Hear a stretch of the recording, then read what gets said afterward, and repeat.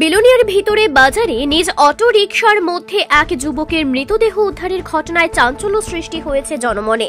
যুবকের নাম ইন্দ্রজিৎ সাহা, বয়স 27 বছর, বাড়ি গ্যারেজ টিলা এলাকায়, পেশায় অটো চালক। কিভাবে কখন এই যুবকের মৃত্যু হয়েছে তা নিয়ে ধোঁয়াশা সৃষ্টি হলেও যুবকের পিতা নারায়ণ চন্দ্র সাহা সহ ভাইয়ের পক্ষ থেকে পরিকল্পিত হত্যার অভিযোগ উঠেছে। ইন্দ্রজিৎ সাহার বড় ভাইয়ের ধারণা, ইন্দ্রজিতের সাথে যারা কাজ করে তারাই হত্যা করেছে। বিলোনিয়া থানার পুলিশ অস্বাভাবিক মৃত্যু মামলা হাতে নিয়ে তদন্ত শুরু করেছে। মৃত ইন্দ্রজিতের ভাই জানায়, ইন্দ্রজিৎ বর্তমানে চোত্তাখোলা এলাকায় রঙের কাজ করছে। প্রতিদিনের মতো ভাই কাজ সেরে এসবিসি নগর নিজ বাড়িতে যাবে বলে রাত প্রায় 9:30 নাগাদ কথা হয়েছিল। এরপর ভাইয়ের সাথে আর কথা হয়নি। সকালবেলায় যখন দোকান খুলেছে তখন দেখা যায় ভাইয়ের অটোটি দোকানের সামনে রয়েছে পর্দা ফালানো। গিয়ে দেখা যায় ইন্দ্রজিতের নিথর দেহ অটোর পেছনে সিটে শোয়ানো অবস্থায় রয়েছে এবং দুয়েক জায়গা দিয়ে রক্ত বেরোচ্ছে। হাতে অটোর চাবি এবং মোবাইলটা দূরে ফালানো রয়েছে। তড়িঘড়ি অটোটিকে নিয়ে বিলোনিয়া হাসপাতালে এলে কর্তব্যরত চিকিৎসক তাকে মৃত বলে ঘোষণা করেন। ইন্দ্রজিতের পরিবারের পক্ষ থেকে এই ঘটনাটিকে নিশ্চিত খুন বলে সুষ্ঠু তদন্তের মাধ্যমে দোষীকে চিহ্নিত করে কঠোর শাস্তির দাবি জানায়। তবে এলাকায় গুঞ্জন রয়েছে ইন্দ্রজিৎ সাহা বিভিন্ন পাচার বাণিজ্যের সাথে জড়িত, হয়তোবা সেই কারণে হত্যা হতে পারে ইন্দ্রজিতের।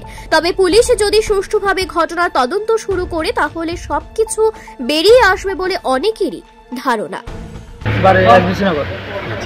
ভিতর বাজার দোকান আছে, তো গতকালকে আমার ভাই চোত্তাগোলা রঙের কাজ করে, চোত্তাগোলা পার্কে। কি নাম? ইন্দ্রজিৎ সাহা। ইন্দ্রজিৎ সাহা বয়স কত? বয়স 26-27 বছর। তো এখানে গেছে, তো রাত্রে আমি 7টার দিকে ফোন করছি আইডের লেগে, তো আমি আইতে আছি। তো আবার 9টার দিকে ফোন করছি, আমি কইছে আছে যে বাড়ি যেতে গেছি। তো বাড়ির থেকেও ফোন করছে, কইছে আমি বাড়িতে কইছে বাড়ি যেতে আছে। তো তোমরা তখন আমি দোকানে ঘুমাই গেছি।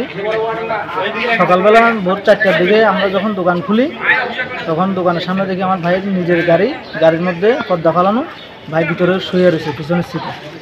শুয়ে থাকার পরে আমি যখন দেখছি দেখি নাকে মুখে দিয়ে রক্ত, গালে একটা স্পট আছে।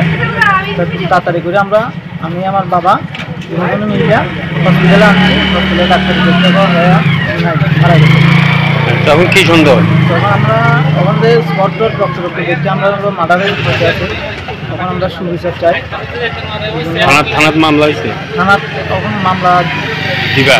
হ্যাঁ, মার্ডার কেস। থানার এটা যখন সুবিচার আসামি কে বা কারা করছে এটার কোনো আমরা কে বা কারা করছে রাত্রেবেলা আমরা দেখছি না। কোনো শত্রু হয়ে আছে কিনা এটাও আমি জানি না। এখন তো রাত্রেবেলা আমরা সকালবেলা দেখছি।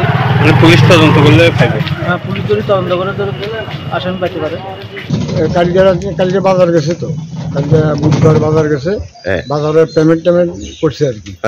তো পেমেন্ট করছে, কন্ট্রাক্টর তুমি কি টাকা ঢুকা নিছে, কি আছে বিষয় এটা আমি জানি না। আচ্ছা, ওই সাথে আমি লেবার পেমেন্ট করতে, এই কথাটার পরে এই সময় রাত্রে 9:30 বাজে। আচ্ছা, তো দিয়ে যাম যে তুই বাড়ির যাবি কটার সময়?